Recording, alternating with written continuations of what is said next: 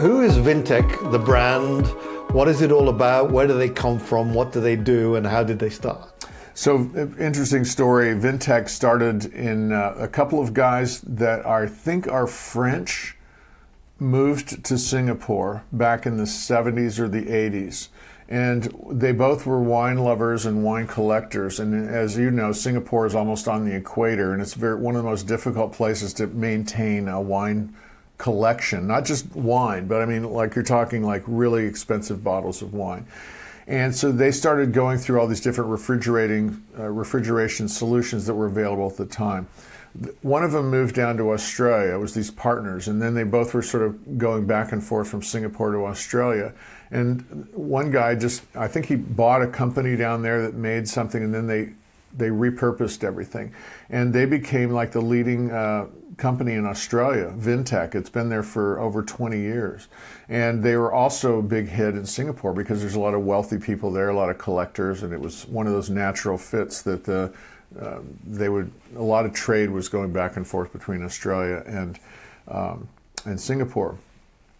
The way Electrolux got involved was there came a time when Electrolux, who's based in Stockholm, Sweden, was planning on buying GE in America. This goes back, you can look this up in the Wall Street Journal, it's all there, it's very interesting. So Electrolux was going to purchase GE, so they started stockpiling cash.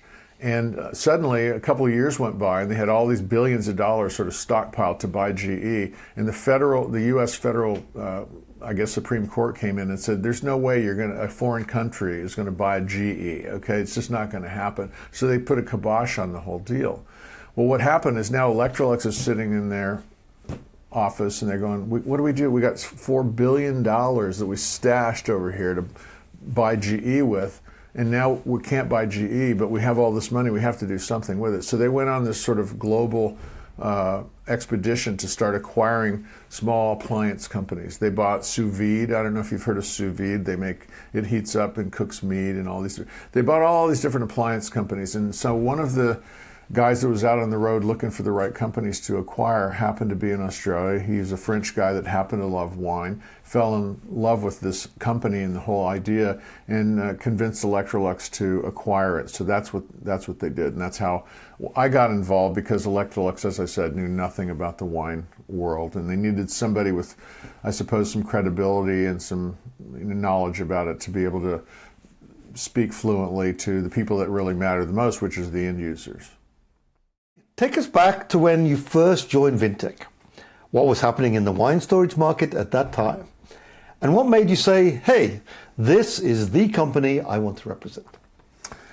Interesting question, because honestly at the time I didn't really know much about the wine storage industry or the wine storage space.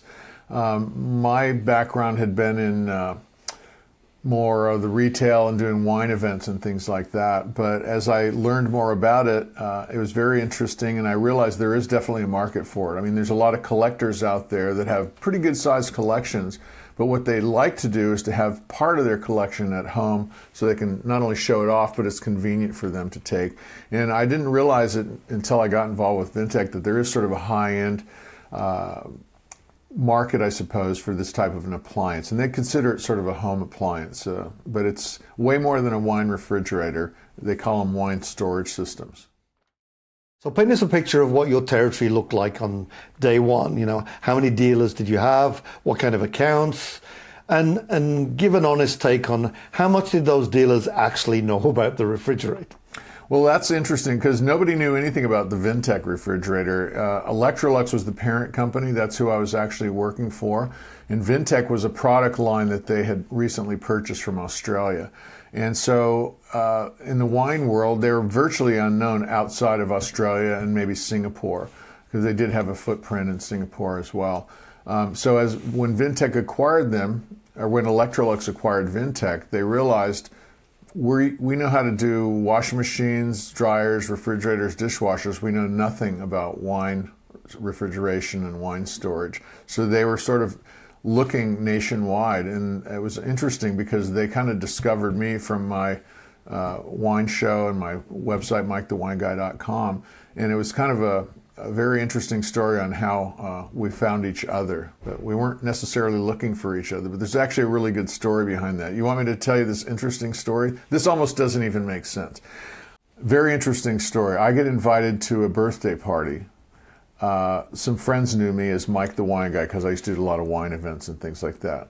And it was a guy who I'd never met before. It was his father. It was his birthday. So I go to this place and they introduce me to the father.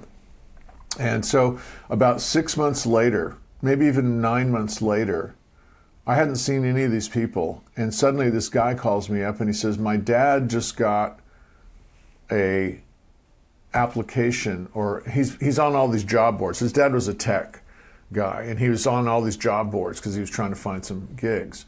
And he got a letter from Electrolux that said, hey, would you like to apply for this job? It's the US regional wine manager.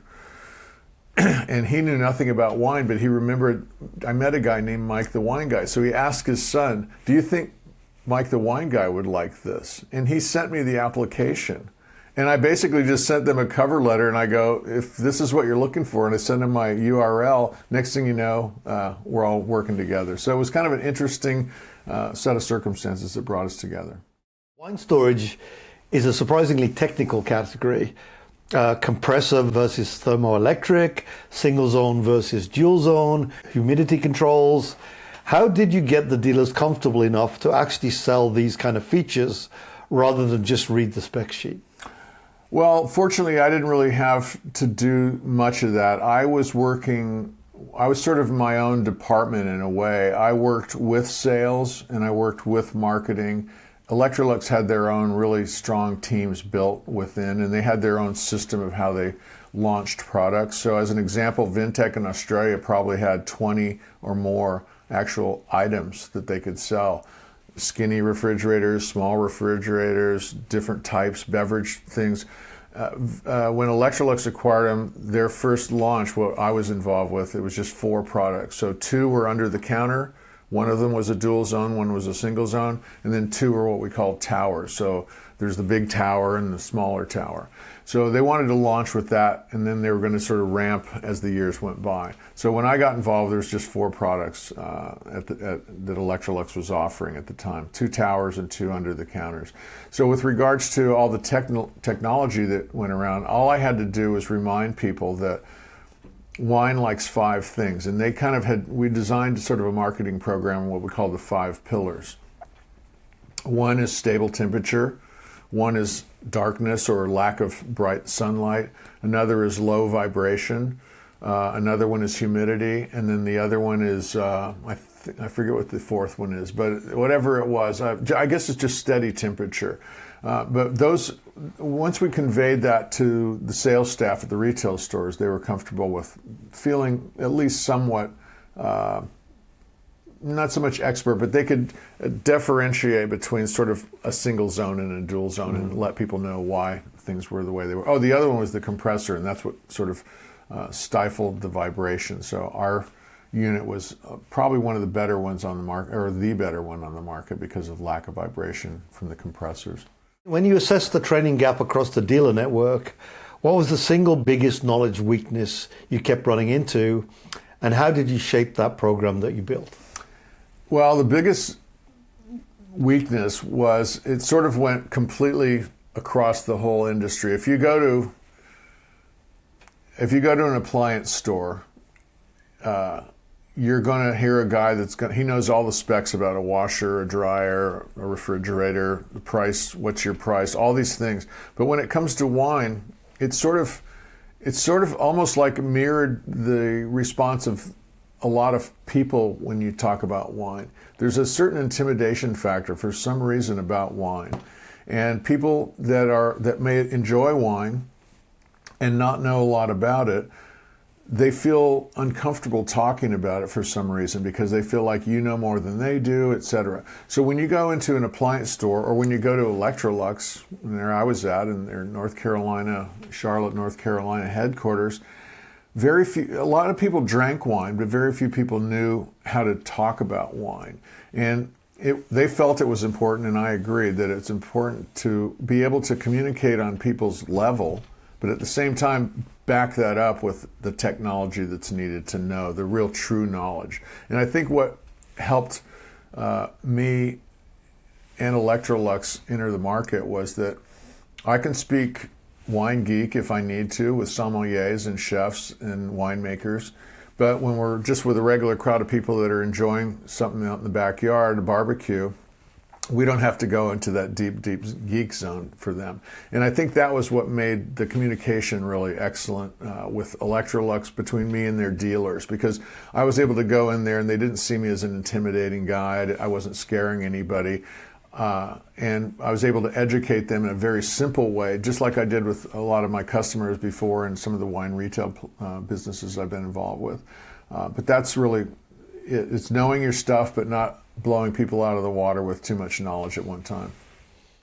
Walk us through the most significant training program you developed from scratch. What was the format? How was it delivered? How did you get the buy-in from dealers who were already stretched pretty thin?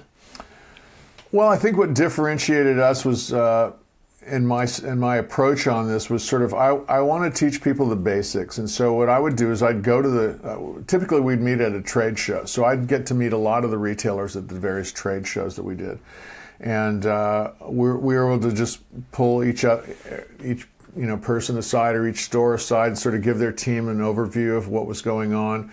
And then the other one was doing the wine events. And one of the things that I did was encourage the retailers. I would visit the retailers. And this is sort of a spin-off of what Electrolux did as the parent company. Electrolux had their VIP retailers out across the country. And we would do events and invite the VIPs. And we would show them we would do a wine pairing dinner as an example. And I would lead this, I would host the dinner. And different wine tasting experiences that we would do with these VIPs. And the incentive was for them, I would come to their store in their town, and they would invite their VIPs, which were architects, builders, developers, bankers, etc. And we would replicate the dinner that we had with them in Vegas or Houston or New York, and we do it in their town with their VIP customers, just to sort of get the buzz out. So that really differentiated us from a lot of the competition out there, because we were doing wine events, and we were sort of bringing people right into the whole reason to have a Vintec. Tell us about the campaign that you're most proud of. What was the insight behind it? How did it run in the field? And what happened to the numbers? Well, I'd have to say the most proudest one, or the most exciting one, was in between all this launch of this product, COVID comes along. And when you're trying to launch a product, an international product with so many moving parts, and it's literally a global effort. I mean, we had some manufacturing was going on in China, some manufacturing was going on in Denmark and Sweden, some manufacturing was going on in Georgia in the US. But when everything got shut down, it was like, what do we do now? And so I came up with this idea of doing a live event, but with video. And so everybody thought I meant Zoom. Everybody was used to Zoom. They were getting used to Zoom. And if you remember, Zoom is, I have nightmares about Zoom, but Zoom is one of those things where I can just see somebody's screen with all these little heads on this screen, and somebody's got a bright light behind them, somebody's cat's walking on the table, somebody else has a fan going like this, somebody else is yawning. I didn't want to do Zoom, and they wanted us to do a Zoom, and I said, we're not doing a Zoom. So what we did was I created a live show at a winery. And so Davis was one and Rudd was one. We did multiple shows there because it became so popular. And what Vintec would do and Electrolux would do is invite their VIPs. We would send them in advance 2 wines from these wineries.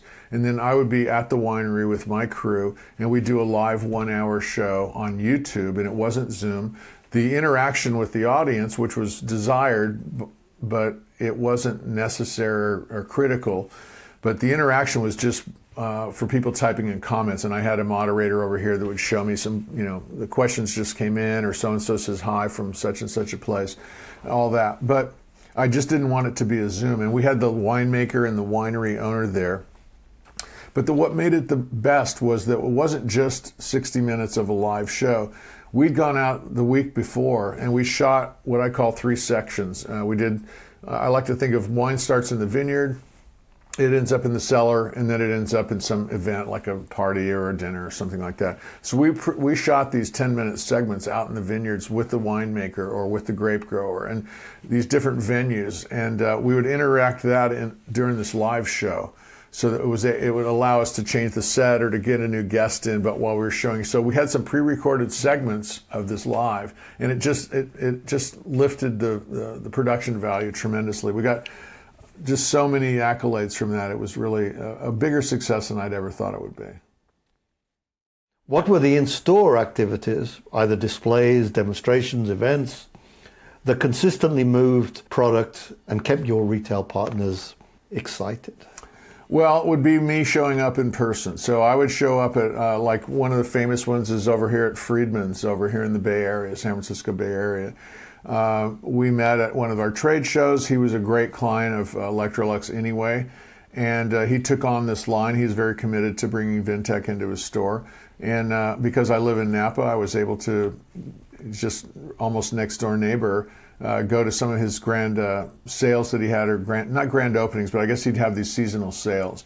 And I'd just go and we'd bring some local wine from a Napa winery, and I'd be in the store not as a sales rep and not as a factory rep. Not that there's anything wrong with those guys, but again, if you work for one of the major manufacturers, you're good at what you do, but you don't necessarily know about wine. This was very wine-centric. And as a result, just by me being there and talking to people and pouring a little bit of wine and showing them the product, it was a win. I mean, on one Saturday at Friedman's, I think I was responsible, and I wasn't getting a commission, I wasn't literally selling them, but I had 12 people sign up for these towers that are $5,000 towers. So that was just one Saturday afternoon. So they were very happy to see me come to the store. Wine is a passion category. Your dealers and their customers often know a lot about wine itself. How important was it for you personally to develop genuine wine knowledge, and did it change the way accounts perceived you?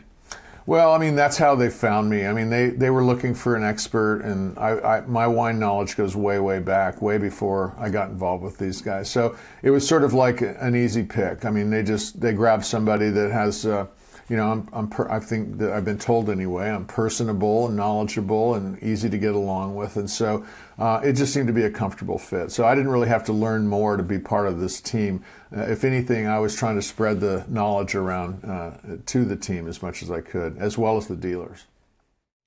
Perhaps you could summarize, what are you most proud of? Not just the sales figures, but kind of the lasting infrastructure, the relationships, or even the culture that you helped build in that network. Well, that's an interesting question. I mean, I honestly had never been involved in the corporate world at that level. This is a multinational corporation that is known all around the world, Electrolux. They have such a tight infrastructure and I guess a corporate culture. I was definitely an outsider. I mean, I came in as just this outsider, but with welcome arms. They were very, very sweet to me in so many ways. And I think it was a two-way street, because I bring the fun to the office kind of thing. And there were so many people when we go to trade shows, they were just clamoring to be on the bus, because I was walking up and down the bus pouring wine, teaching people how to swirl and sniff and all that. And no matter where we were, Houston, New York, Dallas or Vegas, it was always a good, fun time. And I think if anything, and that's kind of what wine is. It's sort of like the social lubricant, as people will say. And, if you can't have fun with some fun people and a glass of wine, then you probably need to reevaluate things, I guess. I don't know. But wine is always fun. And the people that were there were great. And so were all the dealers. It was just great meeting them all. And thank you, Mike, for sharing your wisdom and expertise on the business and pleasure of wine. My pleasure. Cheers.